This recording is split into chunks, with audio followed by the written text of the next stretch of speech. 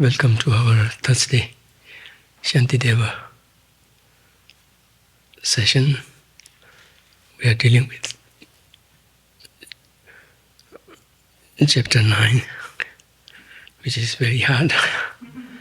Even preparing for it is hard, so I have to take resort to the text, commentaries, make sure they are with me. Okay, so let's sit quietly for a few minutes to calm our body and mind.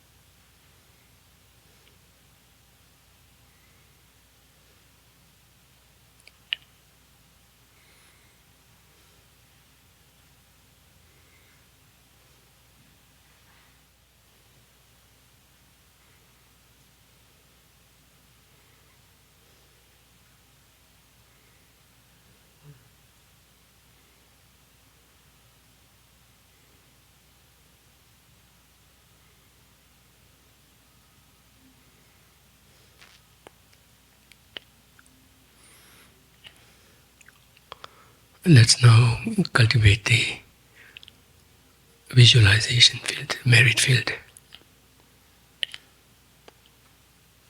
with Buddha Shakyamuni in the center, surrounded by his disciples through the ages to the present time.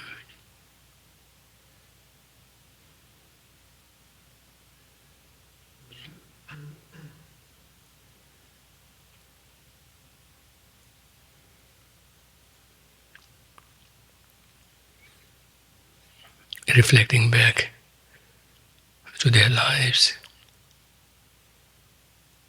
particularly that of the Buddha. How within that one single lifetime, he gave us a test of what he had gone through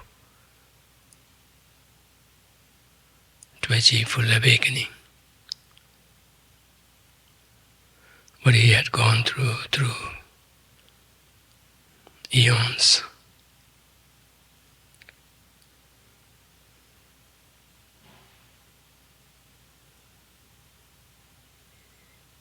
The actual journey began with the cultivation of great compassion. The actual journey on the path to the full awakening.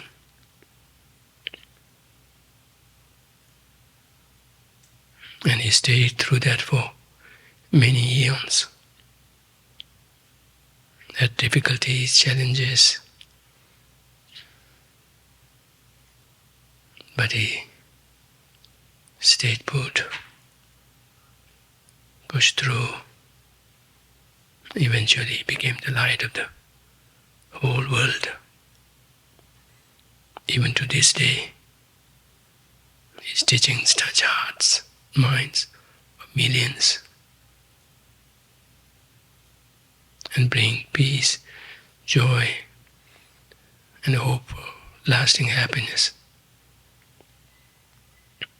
Many have treaded the path through the ages and have realized a similar state of awakening. Think of the composite of the path that Buddha followed.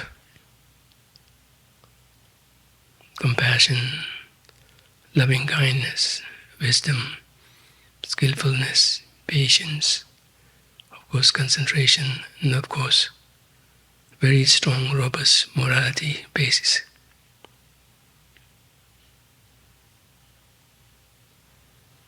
Which all led to the twofold qualities of degrees of abandonment and that of realization, stages of them.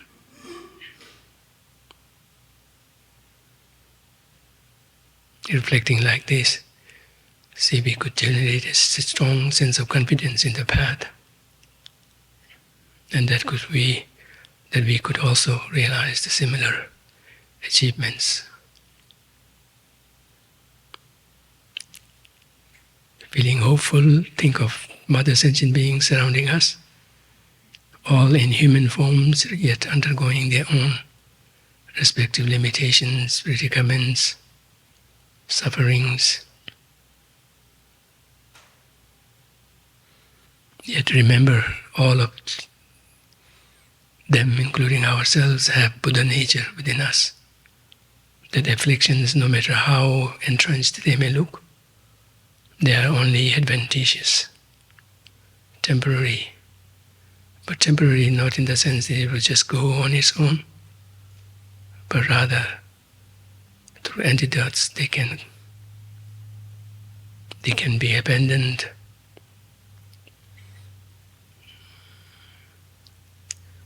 gradually leading way to their respective paths and degrees of security. Being hopeful of that, feel inspired, feel even more inspired to follow the path so that one could realize the full awakening and thus join the files of the Buddhas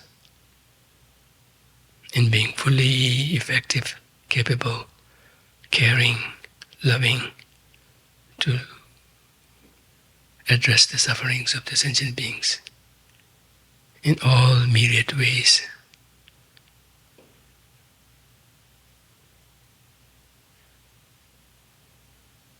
So with this in the background of our mind, let's say the prayers together.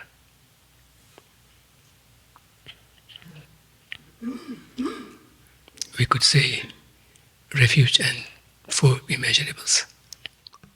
Let's once again renew the bodhicitta motivation.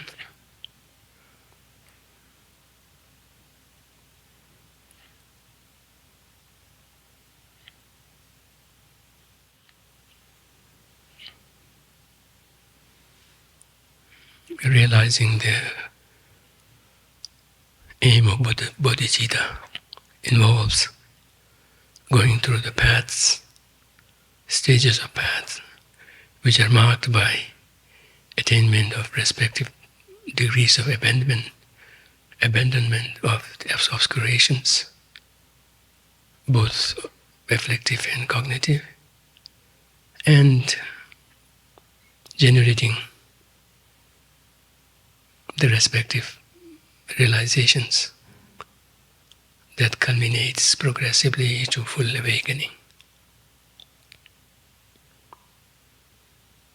Of the two, the degrees of abandonment and the respective realizations,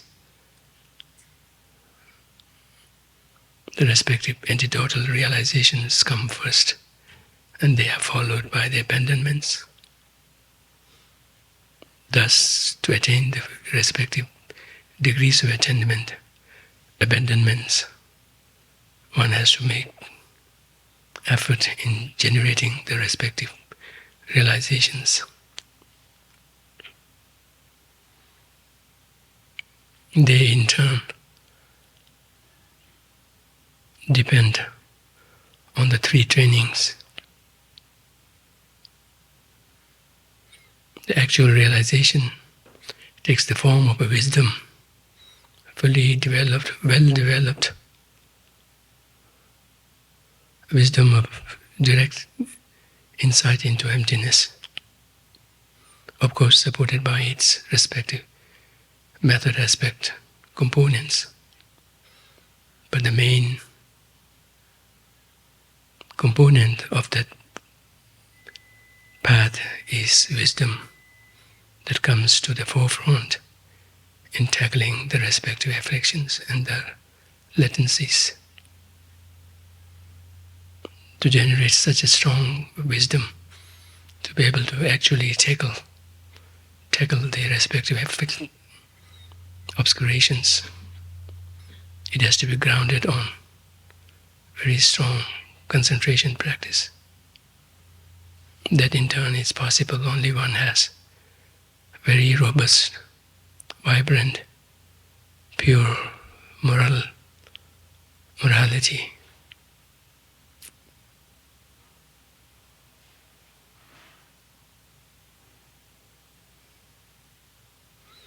Of these three trainings, the first two mainly involve cultivating them in a sitting sessions with the wisdom. Of course, part of it would have to be well developed on sitting sessions, but it had to be first received at the intelligence level through study, reflecting, and meditating. So towards that end, we are going to listen to Shantideva's chapter on wisdom.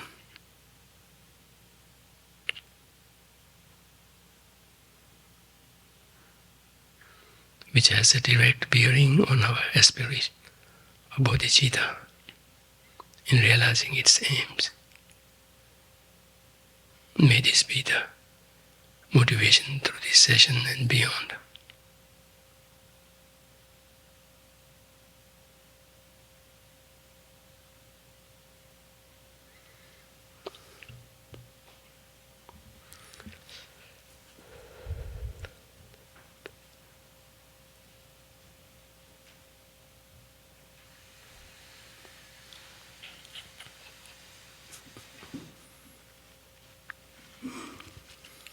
Okay, so we are on the last session. We finished stanza 16, I think.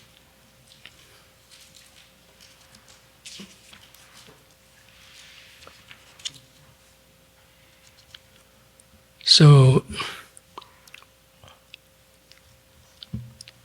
is it six? Oh yeah, right. Stanza 16. So we have just started the refutation of the Cittamatrins in particular. So the first stanza, which is stanza 15, kind of contains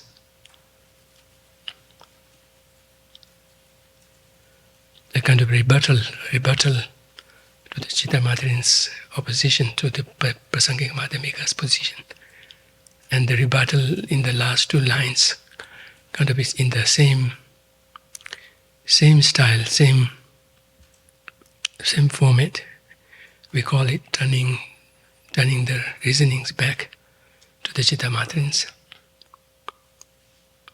So in the wake of that, what came up was the Cittamatrin's position that things do not exist externally. And things, if they do not exist externally, then what sees them,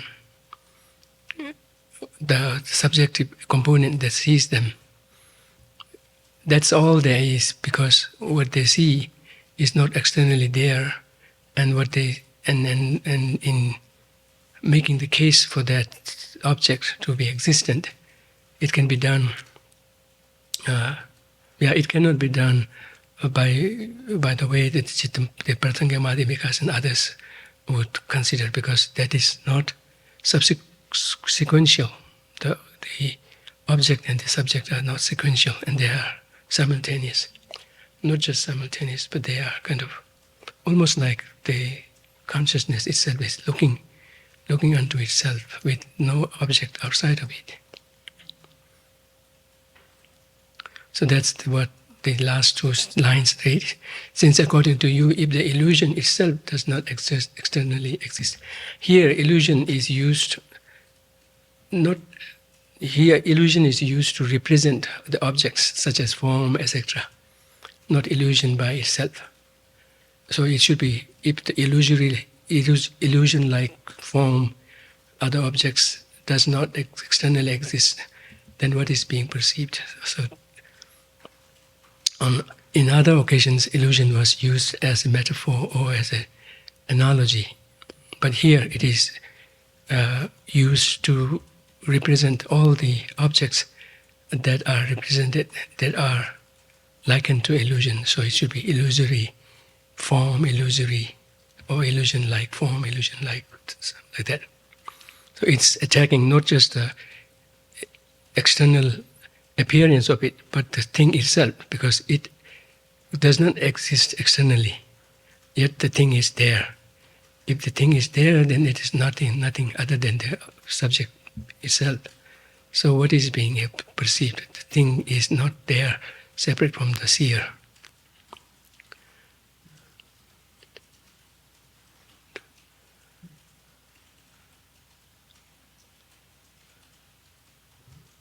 So in this stanza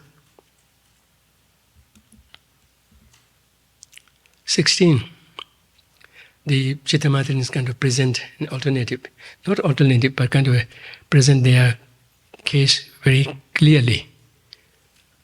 Earlier, in the previous lines, the Prasangika Madhyamikas are only attacking their Cittamatrin's line that things do not have external existence. If they do not have external existence, then what is there to be perceived? So the Cittamatrins felt the need to flesh out their position clearly.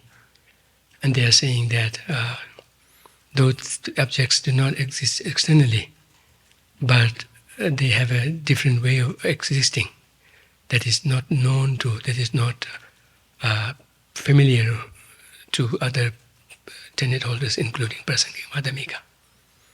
So they say that it exists in a different way, and that different way is by being the aspect of the mind itself. Aspect of the mind itself. Is the position of the Cittamatrin is that everything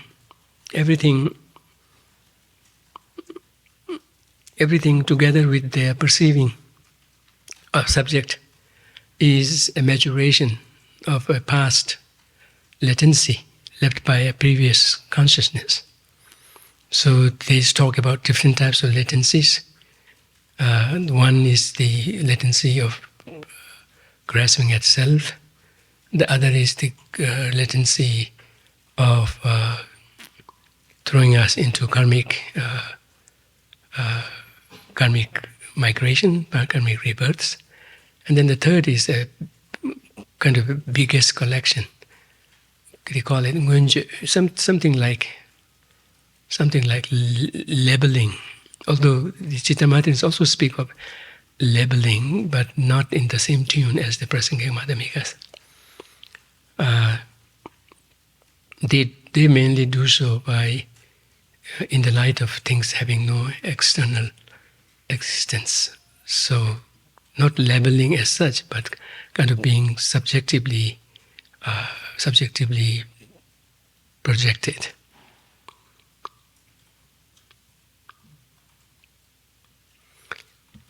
So that third category of latencies is the biggest bag, and that includes our worldly conventions of relating to each other, things being related to one another in one way or the other forms.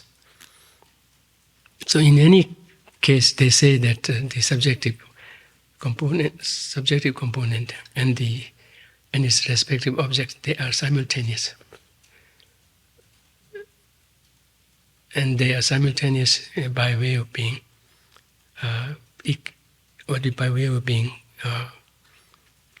simultaneously maturated from that latency, and that they kind of recede back into that latency.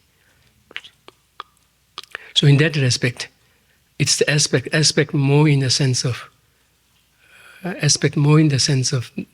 kind of a simultaneous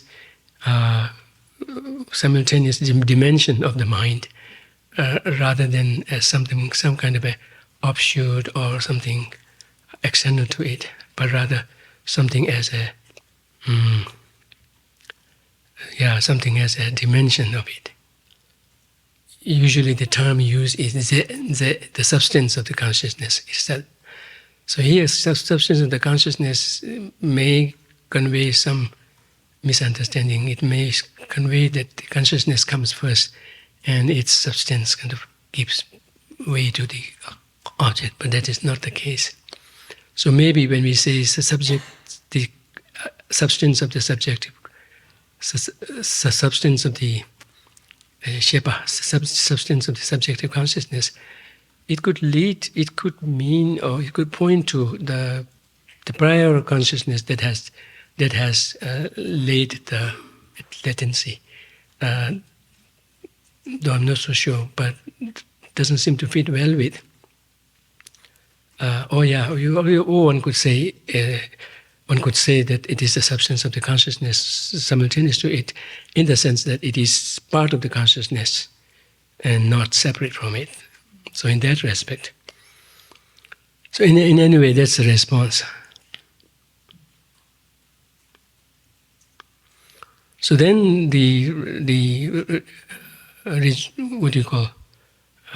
rebuttal from the Prasangika Madhyamika is, well, when mind itself is like an illusion, lacking external, because not just objects, but the mind itself is also considered samsam, right?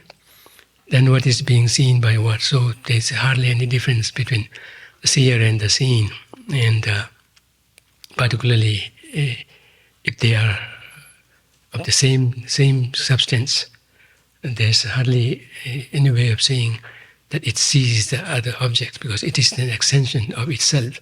So itself is partly the object, not itself being the object waver as such. So such kind of a relationship between the object and the subject can be difficult to maintain.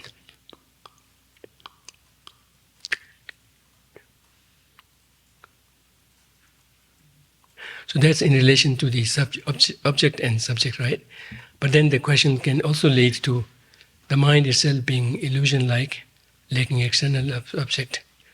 And what is being seen by what here seems to point to, or seems to push the Cittamatrins to say that there is an apperception. There is an apperception. With relation to the subjective mind itself, there is an apperception. There is a self-cognition aspect that sees it and that validates it. So earlier, the Prasangika Madhyamikas are almost saying that this claim of consciousness being simultaneous with its object, yet at the same time seeing, and thus there kind of a relationship between subject and object, cannot be maintained. Because the very question of the consciousness itself, subjective consciousness itself, is problematic.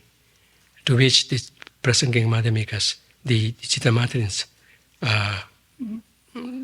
present this notion of apperception, saying that there is an apperception that comes with the subjective consciousness, and that affirms the validity of that consciousness.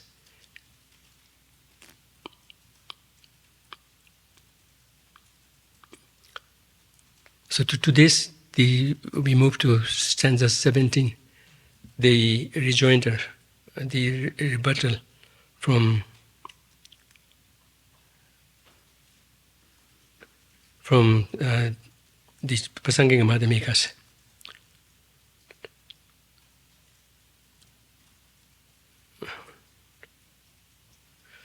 So to this, the Cittamatrin say that yes, consciousness are of two kinds. One self-cognizing, the other cognizing. So then they say that it is here the self-cognizing consciousness that cognizes the consciousness seeing the object, and thus this consciousness can be validated and affirmed. So from the Cittamatrin's point of view, consciousnesses are of two kinds. One is outside oriented, the other is inside oriented.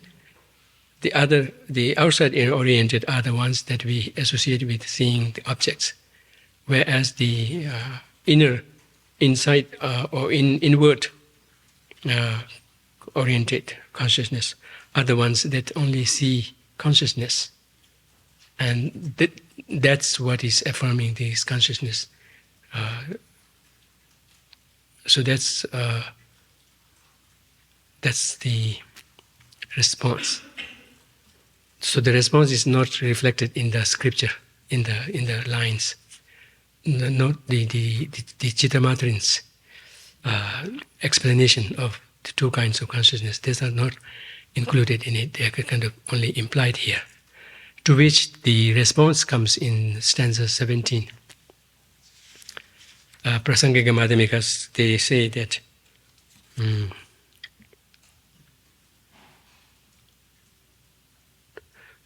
to that the response from the Prasangika Madhyamika comes in two forms. One is citing scriptural authority. They attack the Cittamatrin's claim of self-cognition. The other using reasonings. So the first one, the stanza 17, is citing scriptural authority against the Cittamatrin's claim. The guardian of the world, that is the Buddha, in fact said, mind cannot see mind, just as the edge of a sword cannot cut itself, so it is with the mind. So that goes directly to the Cittamatrin's response earlier, which is implied here, right?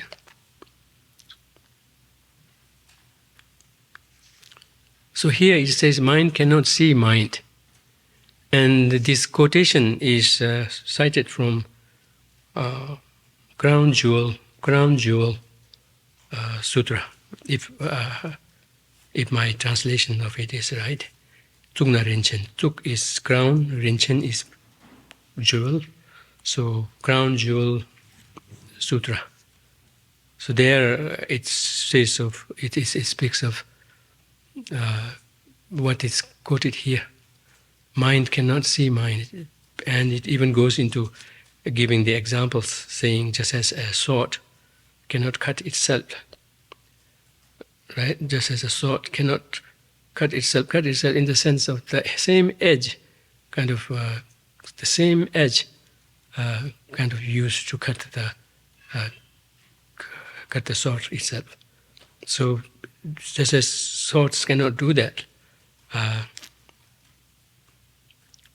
likewise consciousness cannot see consciousness. So here consciousness cannot see consciousness cannot be taken literally. Of course consciousness sees consciousness, mind cannot see, mind can see mind, just as one's mind can see other's mind, and likewise omniscience can see just about everything, not just about everything, including minds, etc. So mind seeing mind is not a problem. But here, mind cannot see mind is the way mind is presented, or rather the way self-cognition is presented in the Cittamatrins. That is being refuted. And that particular quote is in exact opposition to the Cittamatrin's claim. So, saying mind, seeing mind in the exact way that the Cittamatrin is present, where the mind itself sees it. It's almost like mind has two parts. One outward, inward oriented, the other inward oriented. They are considered to be one entity, yet at the same time their objects are very different. In terms of the inward oriented consciousness, or the oriented part of the consciousness, all it sees is just itself. All it sees is the consciousness, and which is itself. So it's seeing itself. Whereas the outward oriented part of the consciousness is what is directed outside, and it sees forms and others. So seeing the form is not being refuted, but seeing the mind itself is being refuted here by citing this quotation from Crown Jewel sutra. Because there you cannot speak in the way that the Cittamatrin are presenting a perception. There's no such thing, there's no way by which one could make the distinction between seer and the seen. It's speaking of the same consciousness itself. Yet when they speak of seer and the seen, that a perception is seeing itself, there's no possibility of such kind of action of seeing and seen that could be associated there. Because that is just the same one consciousness. And that would be almost claiming same as a sword can cut itself.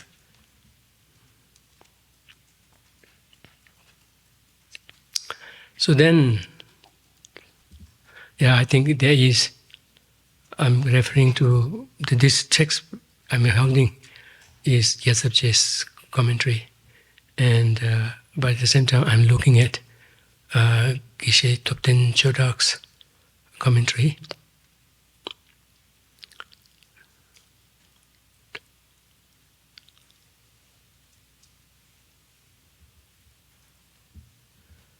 So he says that in general, mind can see mind. There is no way you can make any opposition or objection to that. But in the way that the upholders or the advocates of perception, in the way they posit a perception, where it is Zinam Yangarwa, where it is just one consciousness for which you speak from the aspects of seer and the seen. And that, and there is no such way you could, it doesn't have any room for such a position to be applied there, of seer and the seen, because it is just one consciousness. And that there is not the slightest difference between the two. If one could turn the consciousness around, it would be saying, one could say that the one that is seeing the object, it is seeing itself. It's almost like that. Although they say the one that sees the object doesn't see itself, but there is an aspect of it that sees itself, but the distinction between the two is none. So it's almost like the one looking at the conscious object itself is seeing itself. So the very position of presenting these two types of consciousness, one outward-oriented and the one inward-oriented, that also doesn't seem to stand well. But in any case, the relationship between the consciousness and the consciousness seeing itself, it is just the same consciousness, and thus there cannot be such a position of seer and the seen. And that kind of a mind, seeing mind, is being refuted. And that's what is being addressed in that particular sutra.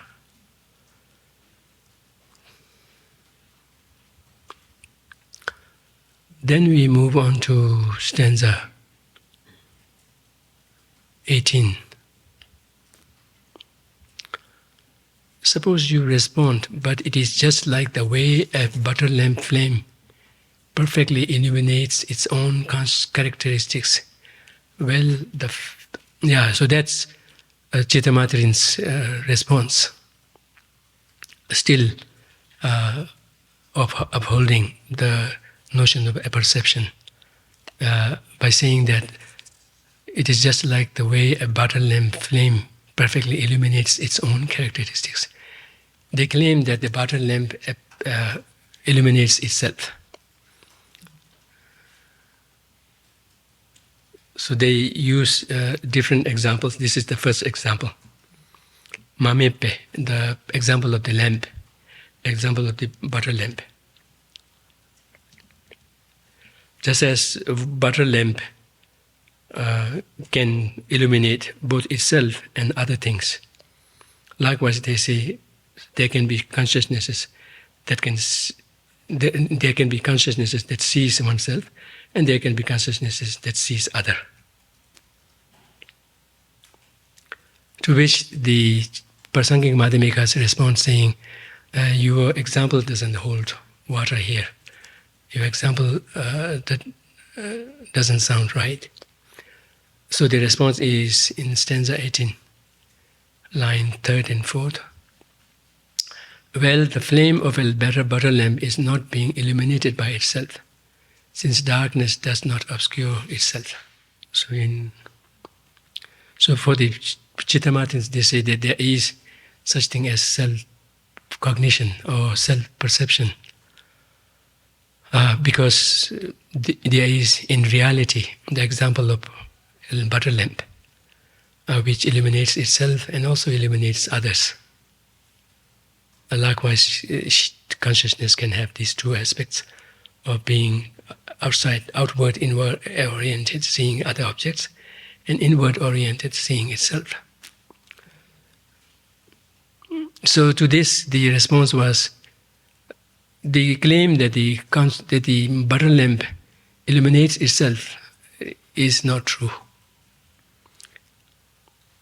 One, because butter lamp doesn't need to be illuminated. Another is, even if it needs to be illuminated, it cannot be done. So why does butter lamp doesn't need to be illuminated?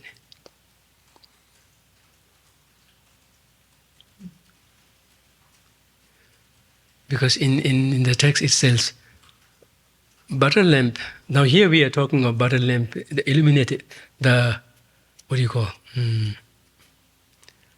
the one with the flame, right? Not just unburned butter lamp, but the burning butter lamp. So, because that's what they are saying. Otherwise, when it is not burned, it is not illuminating itself. You can keep it in the dark and it will not illuminate itself. But when it is burned, when it is going, that's when we could talk of what is illuminating what. And their claim is that when the butter lamp is on, then it is illuminating itself and also illuminating other objects. So to this, they give this example of the worldly, actual world, and the Prasangika Madhyamikas say no. Even in that case, butter lamp is not what is illuminating itself. One, because it doesn't need to be illuminated. Another, it cannot be illuminated. The reason why it doesn't need to be illuminated is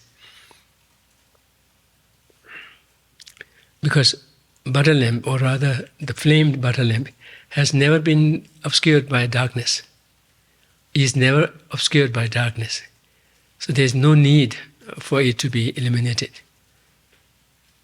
A burning butter lamp is always illuminated, because burning butter lamp itself is something that has never been.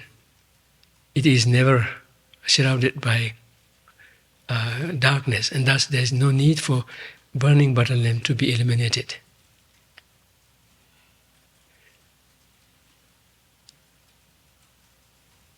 It is not the example, not the case like that of a vase or a pot put in a dark room where you need to have something else to illuminate it and see it. That's not the case with the butter lamp burning, the burning butter lamp that is on, because it is itself in the nature of having already dispelled the darkness. In the scriptures we speak of Mungungi Pumba, pot in a dark room. So it's using these examples. It's not like a pot in a dark room that needs to be, which has a darkness to be cleared off. The butter lamp is not like that.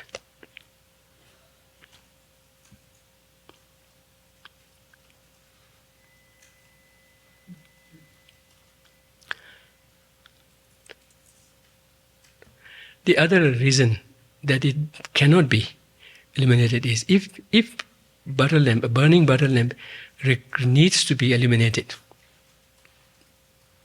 then right now we are not talking of any philosophy, right? Rather of the actual worldly thing. Then the Prasangika Madhyamika say that if illuminated butter lamp needs to be, or burning butter lamp needs to be illuminated, then you could also claim that darkness, if it needs to be illuminated, and that it itself is illuminating it, then you would have to say that the darkness also shrouds the darkness. But darkness doesn't need to be shrouded. It is not shrouded by darkness. And likewise, you cannot claim butter lamp, lighted butter lamp to needing illumination.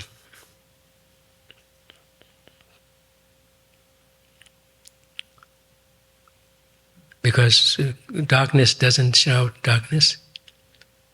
Because if it does, then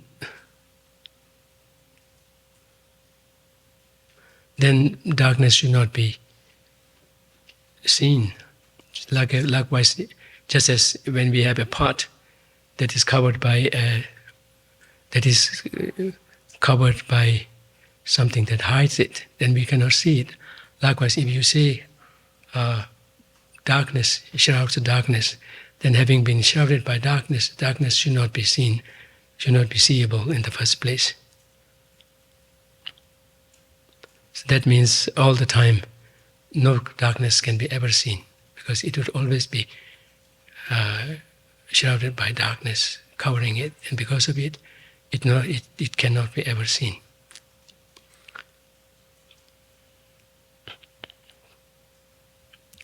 So that's the first example. So there we saw this saying that the lighted butter lamp doesn't need to be illuminated, and nor it is possible to be illuminated. Because if it is possible to be illuminated, even being lighted on, then one could say that even the darkness could be shrouding darkness.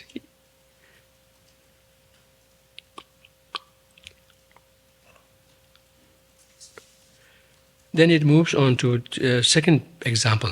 The Cittamatrin is present second example. So the second example is in stanza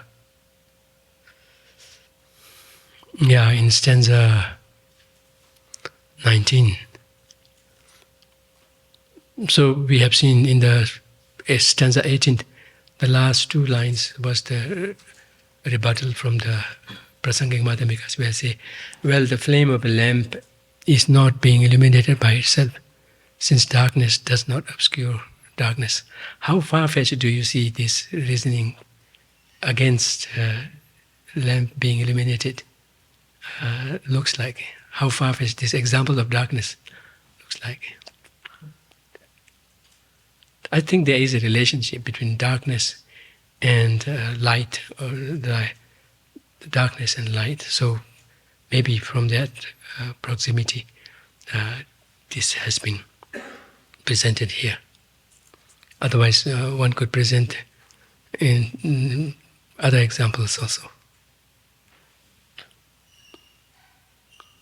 So the second example presented by the Prasangika Madhyamika, the Cittamatrins in support of their position of apperception, is in the stanza 19.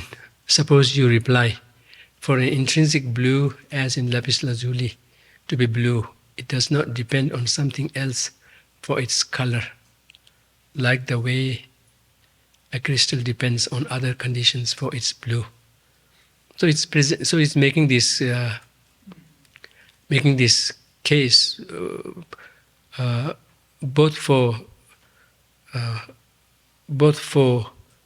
the outward oriented consciousness and the inward oriented consciousness, but more particularly that of the inward oriented consciousness, where it presents this position of apperception. So the example is, suppose you have two types of things. Two types of things that look blue. One that is lapis lazuli, And the other is a kind of a light-colored crystal placed on some kind of a mat which is blue, and thus it reflects the blue color on its surface. So it makes this. So they're kind of always coming back to an actual world example to make their case of apperception. And usually that's the case in the philosophical tenets. They kind of start from the empirical objects, and then in a way, eventually with the development of the path, eventually one would also fruition in an empirical experience. So here the example is quite clear. They say, so in the stanza itself, it says, Yangda silver, Sheshin na marmi silver chaminde. Okay, Sheshin ngopo ngoni la shen la deba. Here in the stanza, you see the mention of intrinsic blue. That is kind of tying back to the basic Cittamatrin, as well as general realist position that anything that exists has to exist inherently. Anything that is has to be inherently so. So in the case of the glass, the light glass, neutral glass, reflecting the blue, its intrinsic nature is light and neutral, whereas that of the lapis lazuli is seen to be blue. And that's in doing with their basic premise of not making distinction between existence and inherent existence. It's kind of collating the two, lumping the two together. So they make this, they keep this example of lapis lazuli, which they claim to be intrinsic blue, and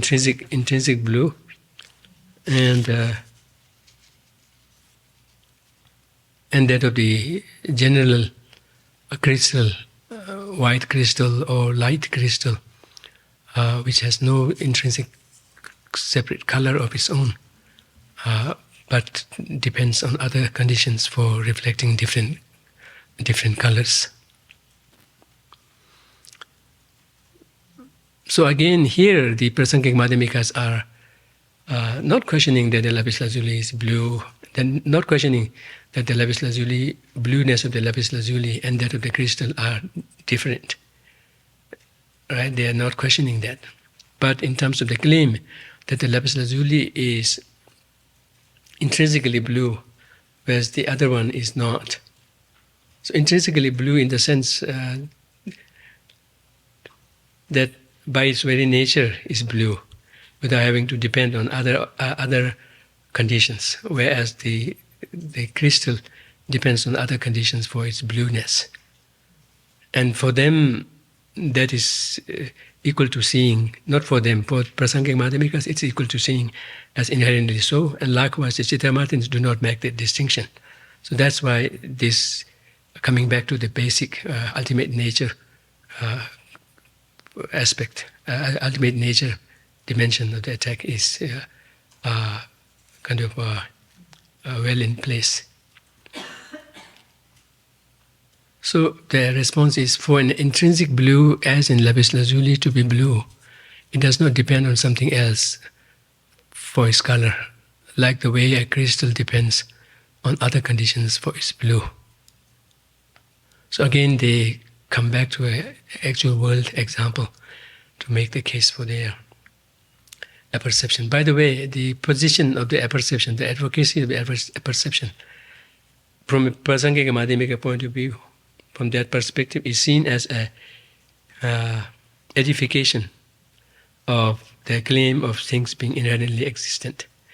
It's true. It's because they do not make a distinction between existence and inherent existence, And on that basis, they come up with certain positions, out of which some are stark example of the crystallization of that position of things must have inherent existence. So that's what I'm calling edification of the self-grasping or inherent existence grasping.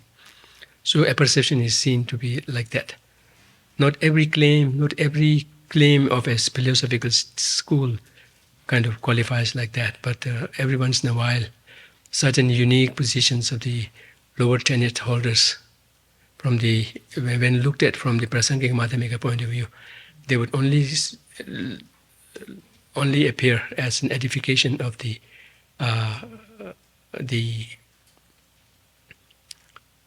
validation of inherent existence. So when one moves from one tenet school to the other, those are the aspects that are left behind, shed, and the others, not everything is left behind, nor does it need to be, but positions such as these are then shed, and then one moves on. So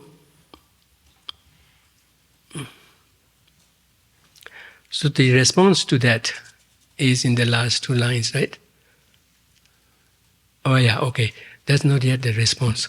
Cittamatrins are still saying. So like this, we see some things that depend on something else and some that do not, right? So for the object to be seen, it depends on the consciousness, outward-oriented consciousness to see it, but for consciousness, it doesn't need something else to see it. Rather, it has its own inbuilt apperception to affirm it. So they once again insist on their position by relying on these examples. So then the response is,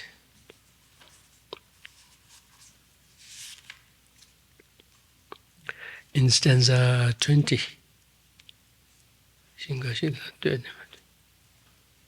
20 or 21. Yeah, stanza 20 here it is allotted only 2 lines. So anyway, the stanza 20 here, with only 2 lines, it reflects the response from the Prasangika Madhyamikas. It says that blue of the lapis lazuli is not self-created, other than being produced from its causes as blue. So it's attacking the Prasangika Madhyamika, the Cittamatrin's defense of their position, but also doing so more sharply on the ultimate nature aspect, attacking the claim of inherent existence, where it's saying that blue is not what is self-created, other than being produced from causes as blue. So that kind of opens up to a wider perspective of the Prasangika Madhyamikas in how they posit things having no inherent existence of their own whatsoever in any given situation, but rather having to be merely contingent on causes and conditions. And likewise is the case here for lapis lazuli, even for its blueness, which it seems to be born with. Even that is not an exception to being contingent on its own causes and conditions, which may or may not be blue at all. And likewise, it could be retraced. It could be retraced further up, and one could find causes and conditions that are not blue at all. And then even something that gives rise to the blueness, when you look inside, there will be nothing to be pinpointed, right? Nothing to be fixated on to say that this is the one responsible for the blueness, because those could be taken apart and nothing could be found. So that's how they posit this position of emptiness, of utter mere designation with no intrinsic existence on the base of dependent origination, rather unfailing, infallible dependent origination. So the two kind of sits very well, kind of accommodates very well. And when we are training in the understanding of emptiness, very often we face this, when we speak of emptiness and seem to have some kind of understanding, it seems to take away the conventionality of things. But when we go to the conventionality of things, it seems to kind of not allow any room for emptiness as such. So those are indications of how we have still some work to do.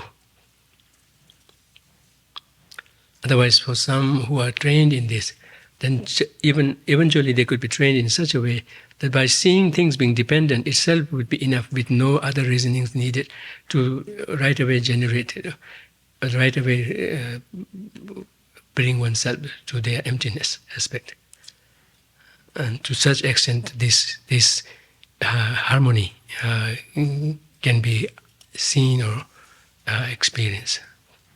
Which the harmony is there in the reality, but we begin to see, we tend to see them totally apart. Even when we are trained to some extent, even we have difficulty in kind of seeing the two together. Rather, we would have to always alternate the two. And the alternating them even comes at the cost of almost negating or cancelling the other out.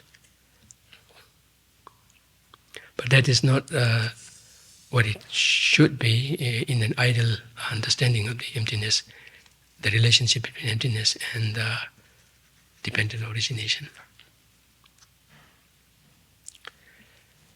Okay, so stanza in the one of the commentaries, the reasoning for saying that the blueness of the lapis lazuli is not self-created. There's no need of any sophisticated reasonings for it. Just the mere fact that they are compounded phenomena is enough to establish that there's no intrinsic blueness in the lapis lazuli, special to the crystal that accounts for its being blue. But rather, its blueness is as dependent on causes and conditions other than itself. So the next stanza 21 and 22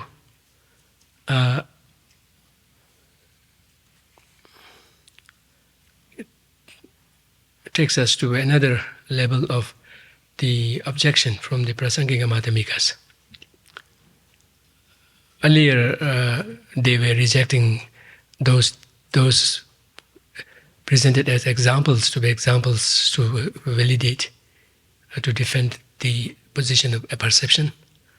But now they are looking at the examples themselves, not whether or not they are examples which they have already dealt with, but now they are looking at the examples themselves and kind of commenting on the way they work.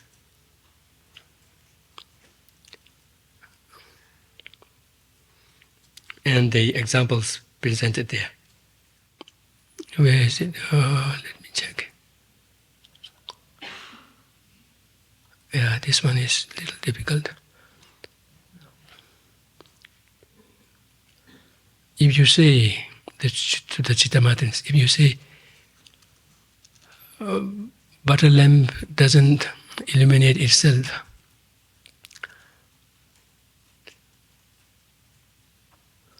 but it's being an illuminator.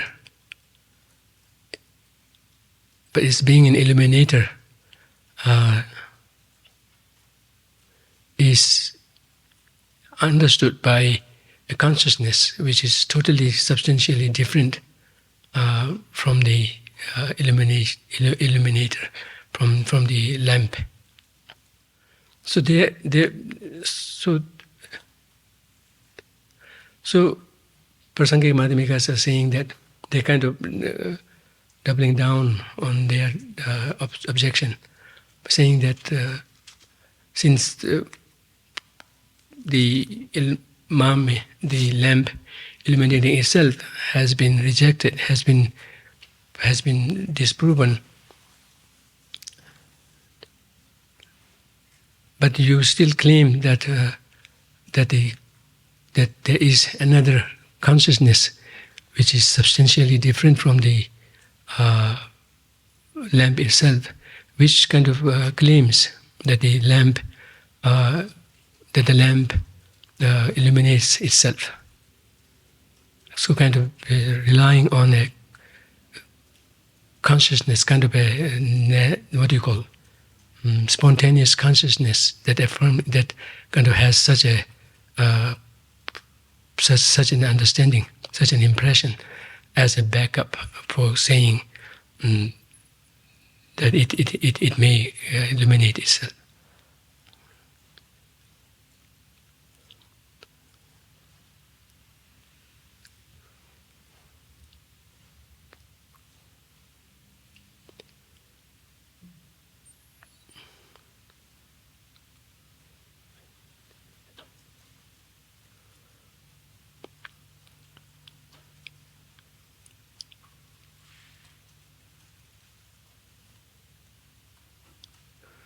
So, kind of the Prasangika Madhyamikas are kind of presenting.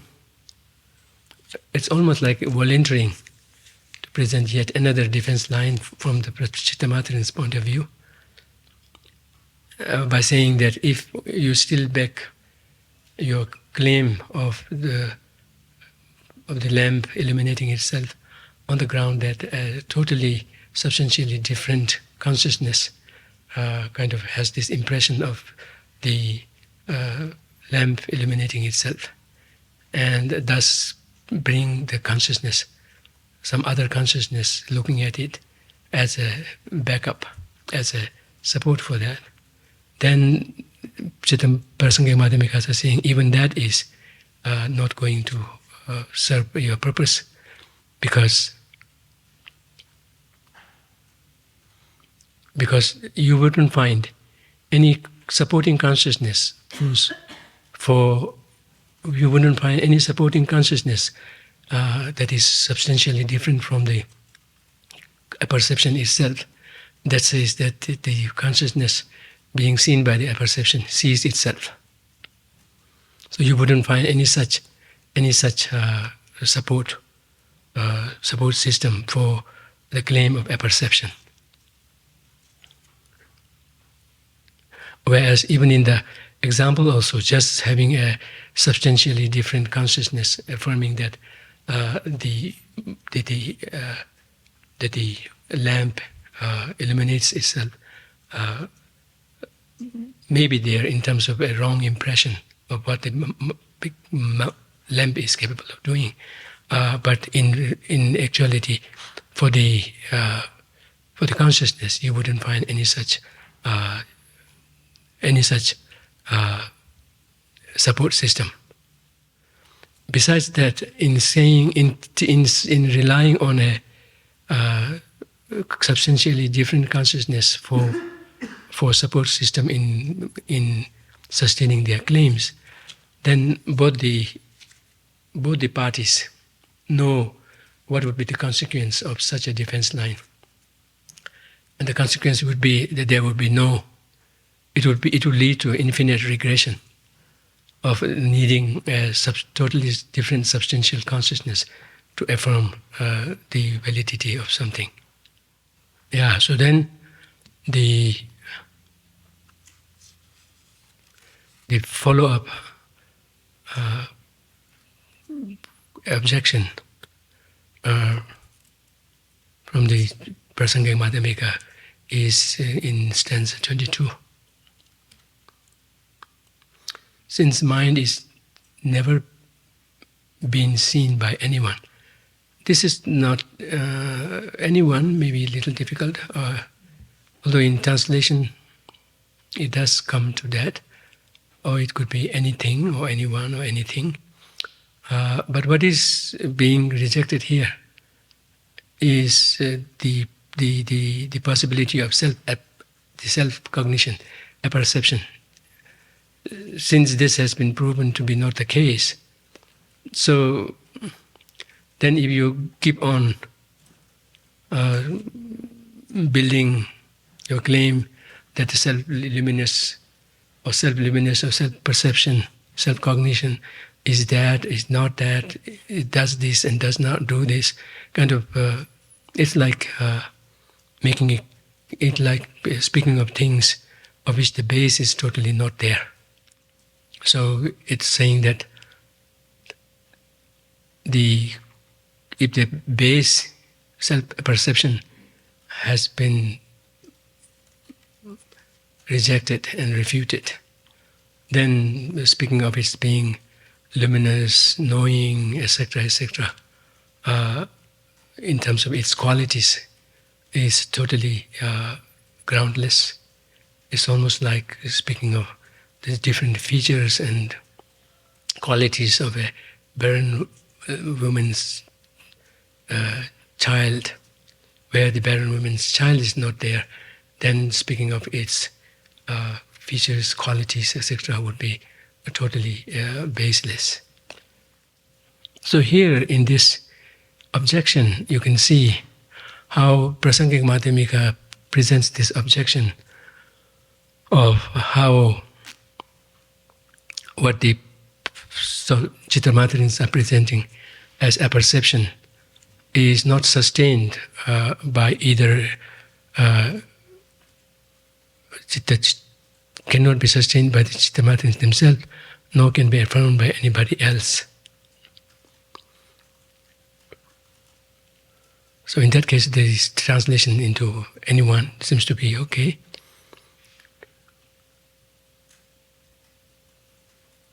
Or it could be alluded to neither seen by the perception itself, nor by any other consciousness. And therefore, such a consciousness that you claim to be existing cannot be existing, because it wouldn't be an object of a pramana.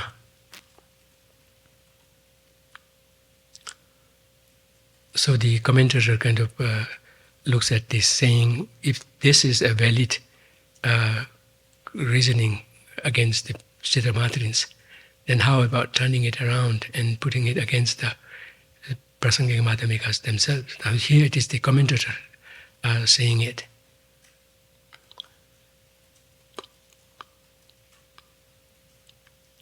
Because it could be turned around and put in this way. Consciousnesses are not existing, they are not self-existing, and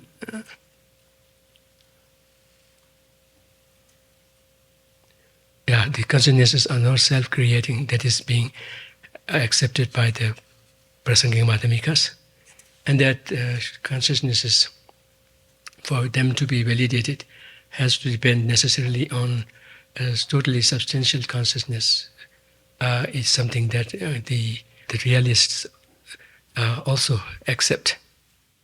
So that way, if you turn that reasoning against Prasangika Madhyamikas, it seems like the Prasangika Madhyamikas will also be equally at fault.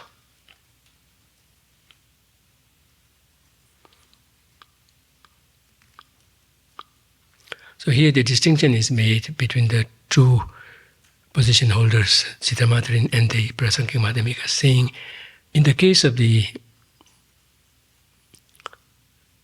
Cittamatrins,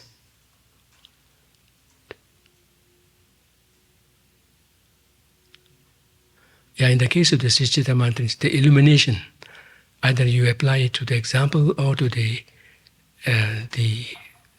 actual position. In the case of the Cittamatrins, they hold that it has to be either or. Things have to be either self-illuminated or other illuminated. Or self-consciousness has to be either self-illuminating, self-perceiving, or others perceiving. So they kind of accept this perversion that if anything is illuminated, it has to be either of the two and cannot be exclusive of them. That's the position of the Prasangika Chittamatras, and that's how they befall. They are at fault at such a objection. Whereas in the case of the Prasangika Madhyamikas, they do not say that the lamp, say in the case of the lamp example, or in the case of consciousness. In the case of the lamp, the Prasangika Madhyamikas say that they do not. They say that when you do not examine them ultimately, then you can say that the butter lamp is illuminated, or it is illuminated. It is illumined. But when you examine who or what illuminates it, then they do not claim this perversion that it has to be either or. It has to be either eliminated by self or eliminated by other. They do not claim that. Because of that, they do not bear the fault. So this is quite telling. This is quite telling of the position of the Prasangika Madhyamikas in saying that the things that we accept in conventional world, however we accept, as even as basic as something being book or something being cup, that we totally verify and it's totally functionable and operationable, and that we can totally have transactions going on the basis of a book being book and a cup being cup and whatnot. And that's so by virtue of not being scrutinized in the ultimate sense. If one scrutinizes it in the ultimate sense, let alone other claims, but even the claim that a book is a book also crumbles down. So let alone claiming that an illumination should either be self-illuminated or other illuminated, or consciousness perceiving is self-perceiving or other perceiving, let alone those distinctions. But even as simple as something as validly, conventionally accepted as a book or whatnot, even they will suffer, even they will crumble in the face of such an investigation. So that's why the reasoning being put by the Prasangika Madhyamikas, even though it may look like it could be turned against them and perfectly fit with them, but their basic claim is that in the ultimate nature, in the ultimate analysis, nothing can be fixated on. There is nothing in the three principal aspects. We have this expression, mikpe teso kanyi kui shigna. Mikpe teso. If I don't know what our translation says, the object of fixation. The object of fixation is completely destroyed, or the object of fixation is completely ruled out, completely annihilated. So in the process, through the ultimate analysis, there's nothing that you can land on. Whereas in the conventional sense, once you zoom out and let go of that analysis from an ultimate perspective, then you can function. You can have things that function the way you do, and you can go about one's business. But while having them around, if we zoom in and investigate in the ultimate sense, nothing would ever result in landing on anything.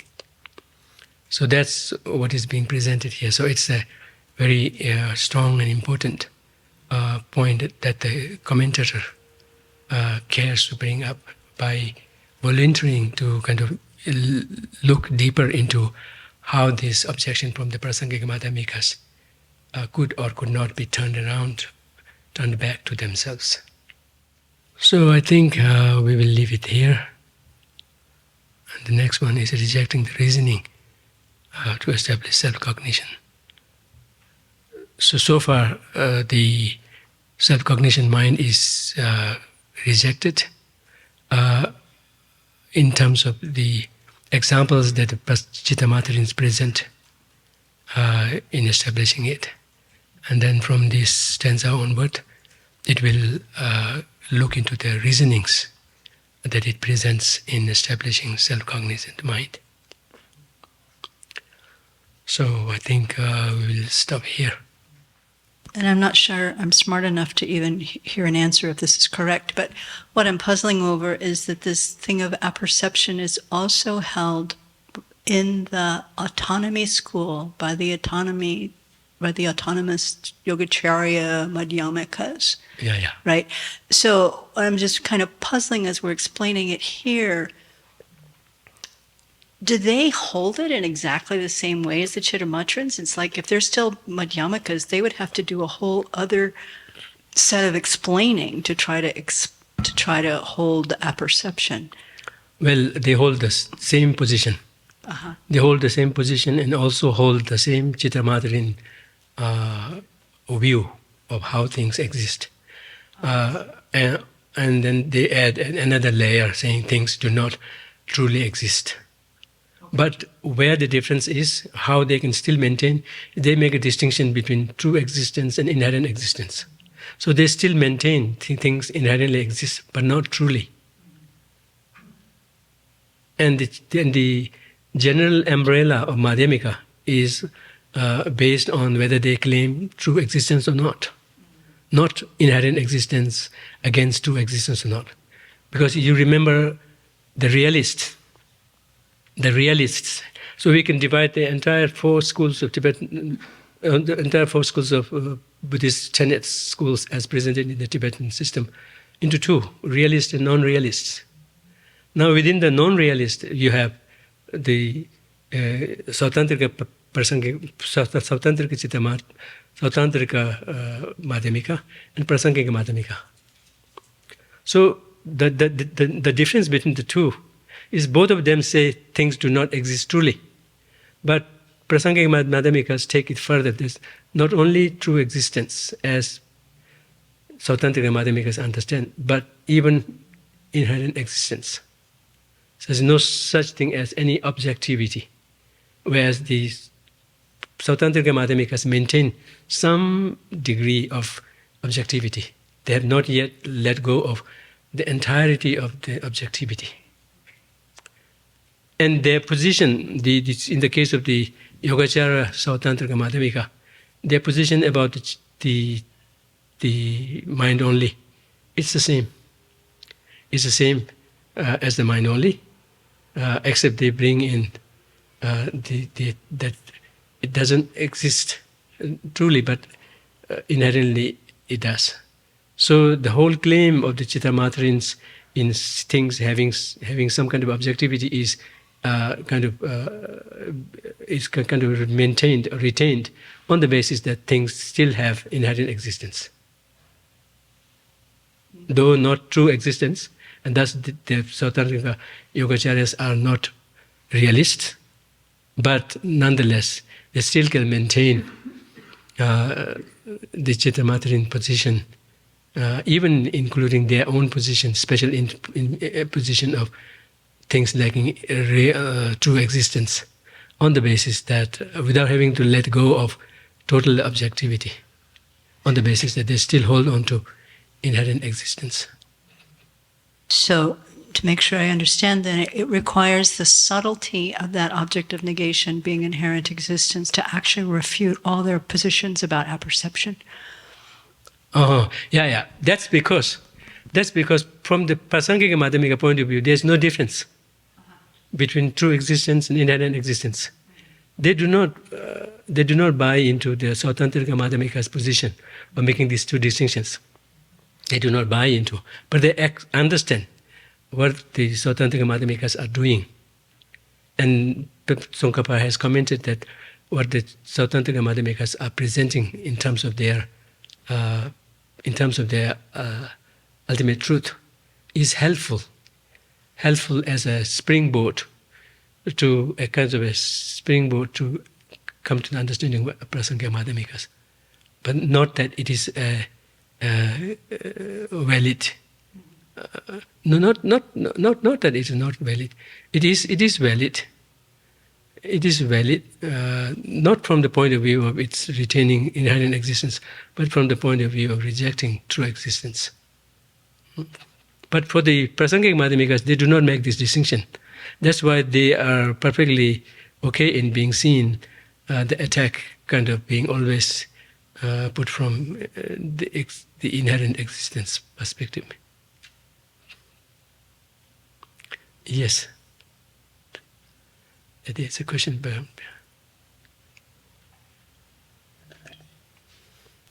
Geshe, just a comment, because when I look at the example of the butter lamp, I was thinking that this is actually a lousy example the Prasangika actually raised. But because when it comes from chemistry, right, when you give a fire to a butter lamp, then only will lit up. And then I was thinking of some of the chemicals can be self-ignite.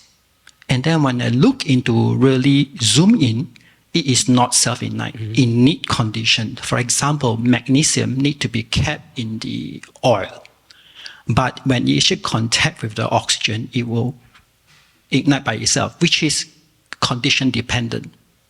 And then the same magnesium, I was looking at the Chenrezig, the standard glass is made from rare metal, which is part of them is magnesium, which gives them the color as well. So everything is dependent.